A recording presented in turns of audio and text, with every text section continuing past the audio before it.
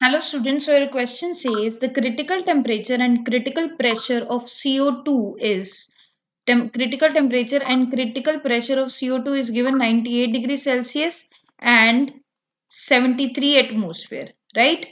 Respectively. Can CO2 gas be liquefied at 32 degree Celsius and 80 atmosphere? Okay, आपको जो TC और PC दे रखा है वो तो ये दे रखा है, और गिवन जो है आपको टेम्परेचर दे रखा है बेटा, वो दे रखा है आपको 32 डिग्री सेल्सियस और प्रेशर दे रखा है आपको 80 एटमोस्फेयर।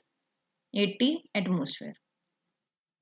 ओके बेटा, आपको ये चीज पता होगी कि जो गैस की लिक्विफिकेशन की कंडीशन होती है, गैस की लिक्विफिकेशन ऑफ गैस जो होता है वो होता है अगर टेम्परेचर जो हो वो क्या हो, लोअर हो क्रिटिकल टेम्परेचर से, और प्रेशर जो हो वो क्या हो, क्रिटिकल प्रेशर से हाई हो।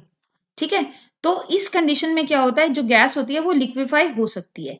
बट अगर मैं यहाँ पे बात करूं तो यहाँ पे क्रिटिकल टेम्परेचर 30.98 डिग्री सेल्सियस दे रखा है, और जो आपको टेम्परेचर गिवन है वो क्या है, ज्यादा है किससे, क्रिटिकल टेम्परेचर से, दैट इज 32 डिग्री सेल्सियस। ठीक है, और यही अगर मैं प्रेशर की बात करूं, प्रेशर 73 एटमोस्फेयर गिवन है, और वैसे प्रेशर आपको क्या गिवन है, पीसी गिवन है, मतलब पीसी जो है वो ग्रेटर है। ये कंडीशन आपकी वेरीफाई कर रही है, बट यहाँ पे जो टेम्परेचर है वो वेरीफाई नहीं कर रहा है, ये वाली जो कंडीशन है वो वेरीफाई नहीं हो रही। तो दैट मीन्स क्या होगा, यहाँ पे जो CO2 है वो लिक्विफाई नहीं हो पाएगी। आपके पास दोनों चीजें होनी चाहिए, आपके पास लो टेम्परेचर भी होना चाहिए और हाई प्रेशर भी होना चाहिए साथ में। ठीक है, तो फिर अगर दोनों की दोनों कंडीशन आपके पास प्रेजेंट होती तो आप ये चीज वैलिडेट कर सकते थे कि जो CO2 है वो लिक्विफाई हो जाएगी, बट इस कंडीशन में नहीं होगी। Okay, hope you get your answer. Thank you so much.